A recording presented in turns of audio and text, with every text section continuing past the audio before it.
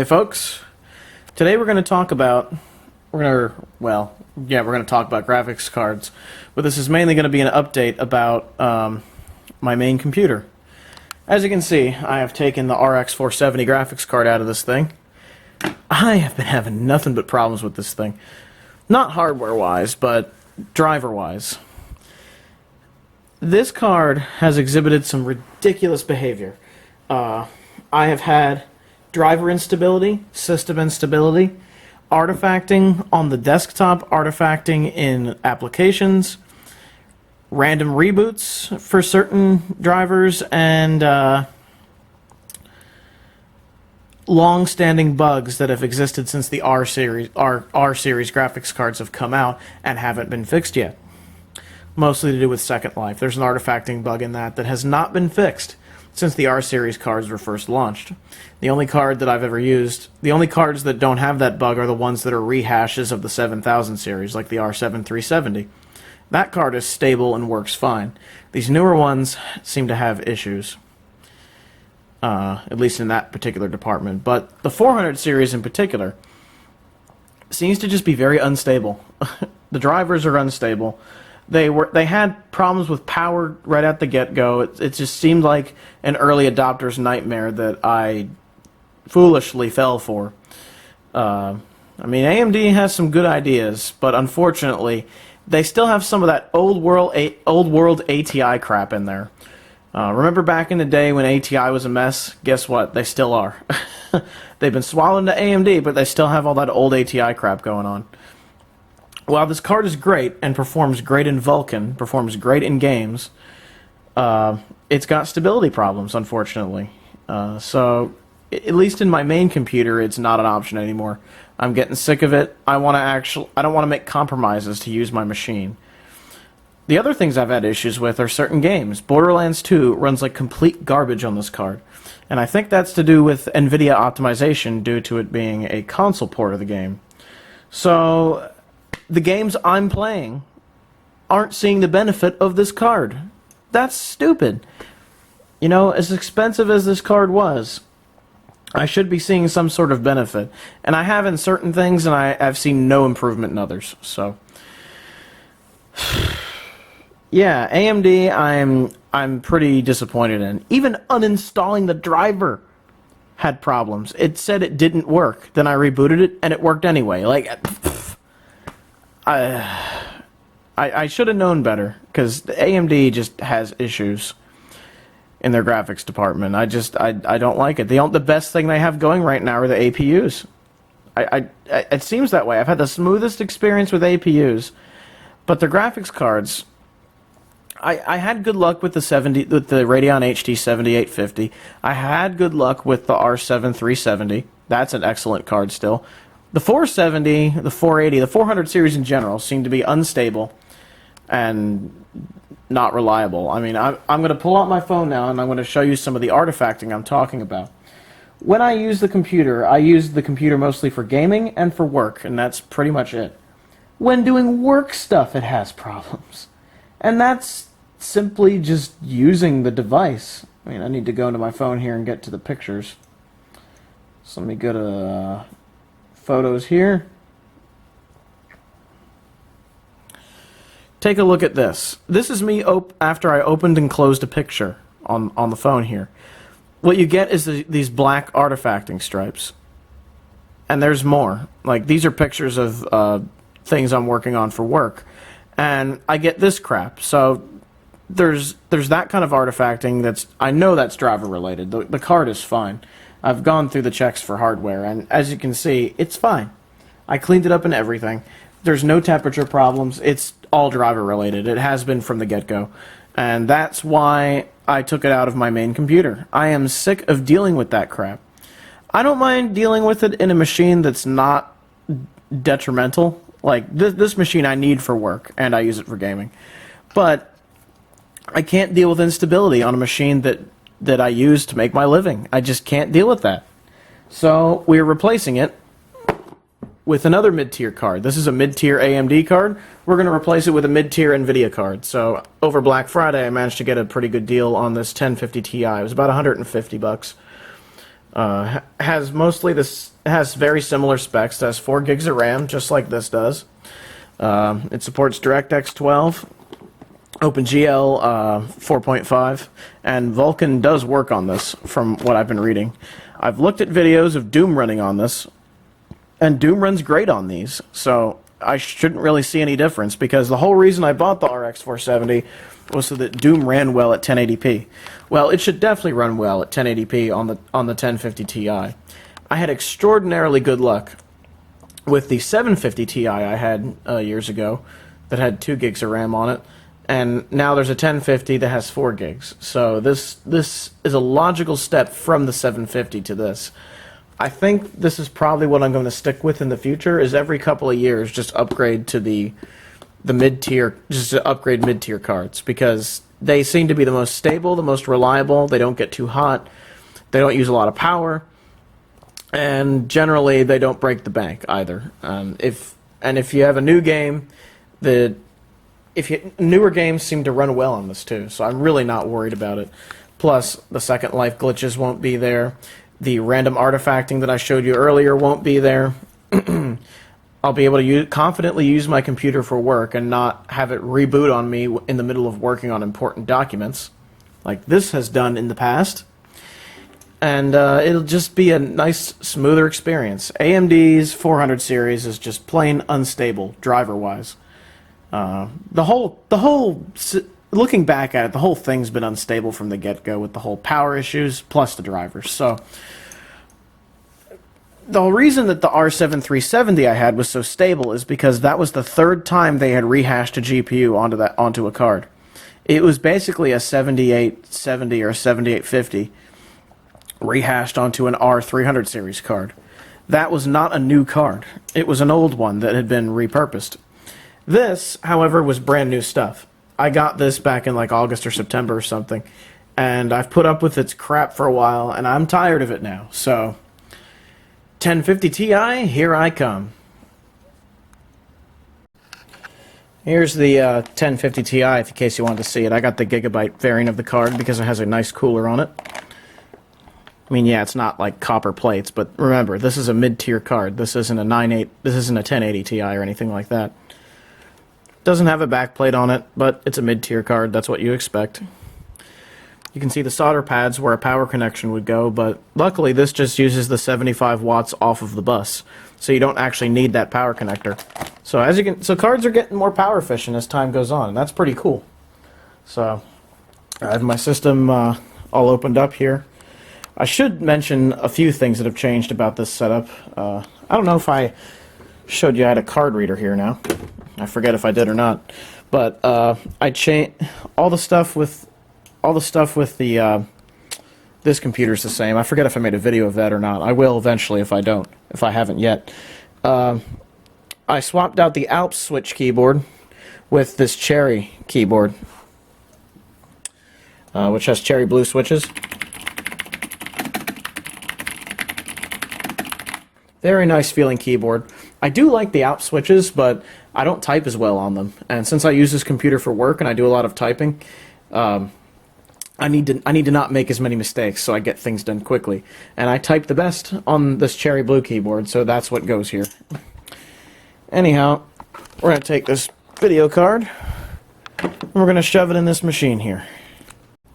Alright, let's try this. Alright, so we'll stick this card in. I've taken the cover off of the DVI port and off of the PCI slot part of the card, so let's get this fan control out of the way. And slide the card right in.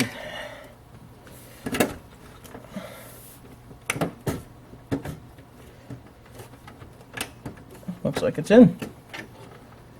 I'll just... Is anything in the way here?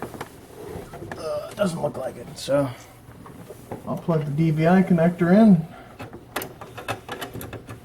Come on. Tighten that down. And then tighten the card down. So, this computer is running just the same stuff it was before. The only thing I've really changed now is this video card and the keyboard. That's pretty much it. That's really it. Not a whole lot's changed. It's been a very stable machine. I've been very happy with the Haswell stuff. That low power processor has been working great. You can get a lot of performance out of those, despite what the PC Master Race has to say about it. Those low power chips, pack a punch, man. I've been editing all my videos on that. I've been doing my work on it. I've been gaming on it and had no problems. So I've been very happy. Plus the 32 gigs of RAM has been a treat for virtual machines, especially if you're running multiple of them at the same time. Alright, that card is secure, I think. Let's get that. Oh, I gotta get the screw in there.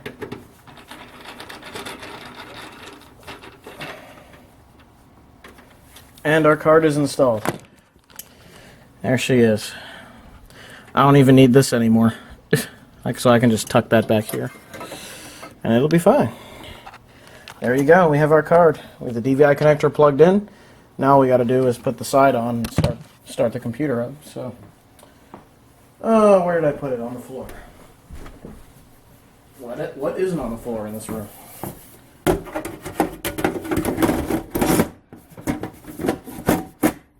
There you go. So let's start this up and get the drivers installed and everything. The other thing I forgot to mention is I'm using this Logitech controller for my games now. It's a Logitech F310. I think there's a wireless version of this too. There's a switch on the back that lets you choose between X input and whatever the other type of input is for gaming. And it's very nice. I've been using X input and playing Borderlands 2 with it. It's been a pretty cool controller. Alright, now let's turn the power switch on. The back of the PC power and cooling power supply there. Gotta get these guys lined back up. Not have that lying on its side. I managed to do this without having to unplug anything, so that's nice. Alright. These computers normally sit right next to each other, just like that, lined up. So, let's give her a whirl. Does it work? Let's check out the ViewSonic monitor. Full 1080p monitor there. She works! Yay. So now I gotta boot into Windows 10 and have it freak out that I have a different graphics card. What I'm hoping is I don't have the problems that Max Arcade had, where the card had weird incompatibilities with PowerDirector, because that's what I use to edit on Windows. Mostly because PowerDirector is not an expensive program for editing. And because it's good. It has 3D acceleration when you export. It's very nice. It looks like it rebooted on its own. That doesn't bode well. Oh, there it goes. I just had to install the driver, I guess. Alright, so let's get going here. Looks like it installed the driver and rebooted itself already. That's interesting. Huh. Well, first thing we got to do is open up Firefox and go to Nvidia's website. Hackers wanted. 3 edgy, 5 me, man. Alright, let's get some drivers. Here's the way I do it. Nvidia 10 series. I don't have a Titan X. I am not that rich. So here's your series of 10 cards. You have the 1050 through the 1080. And I think there's probably going to be lower end cards than that, like the 1040, 1030. There's going to be lower end ones. The 1050 Ti is smack dab in the middle of everything. I was going to get the 1060 actually, but it ended up being too expensive. Like, it was like $100 more than this one was. So I would rather pay $150 and get performance that is somewhere in between the 960 and the 970 than you know, pay twice as much and get, you know, marginally better performance, at least as far as real world stuff is concerned. I mean, it is a better card, but this card is good enough. So, you got this thing downloading here. We'll get that installed. I'm probably not going to install GeForce Experience because it's a pain in the butt, and I don't like it. Just as AMD Gaming Evolved is one of the worst things ever on the AMD side of things. Nvidia GeForce Experience is pretty much the same thing on the green team. So, yeah, there you have it. So I'll download that. And the drivers are installed. I gave it a little test by running Second Life, and the artifacting is gone. So it was indeed that card and its drivers and all that crap getting in my way. The stability seems good. Now, the problem I was having before is I would load some documents for work. I would load like pictures of a basin or something, and I would have problems. So let's go to, I don't know, a folder full of pictures here.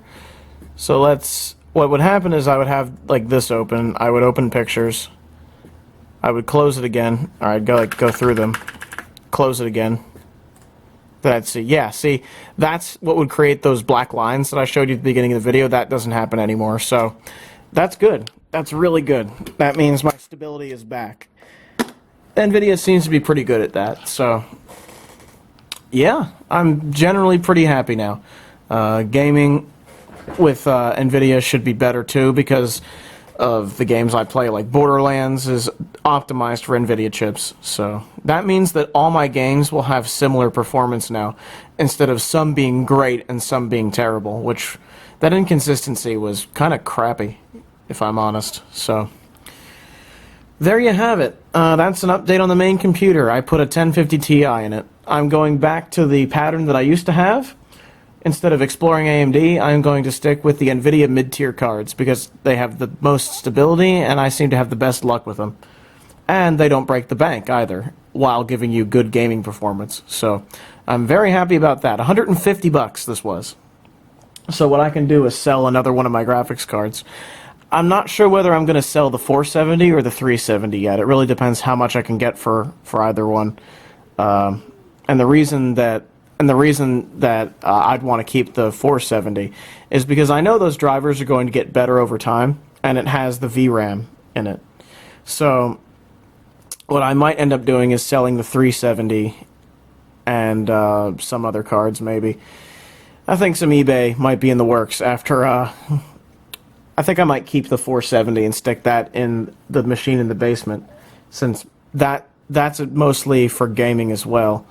And the stability on that doesn't matter as much as it does on my workhorse here. So, you know, friends come over and we want a game, the computer in the basement's the one that we would normally use. So, you know, that's probably where that's going to go. The 370 I might stick on eBay. I might stick my 750 Ti that I still have on eBay. I'm not sure yet. I'll have to formulate that plan, but I'm pretty sure what's going to happen is I'm just going to sell the 370 and be done with it.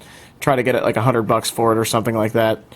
And then this card will only end up costing me like $50, which is pretty fantastic. So those are the updates. We put a 1050 Ti in here with 4 gigs of VRAM, and I'm using a Cherry keyboard now instead of the Alps one because I type better with it. So those are your updates for the main computer. Threw a little Black Friday at it, and it's made a pretty nice improvement.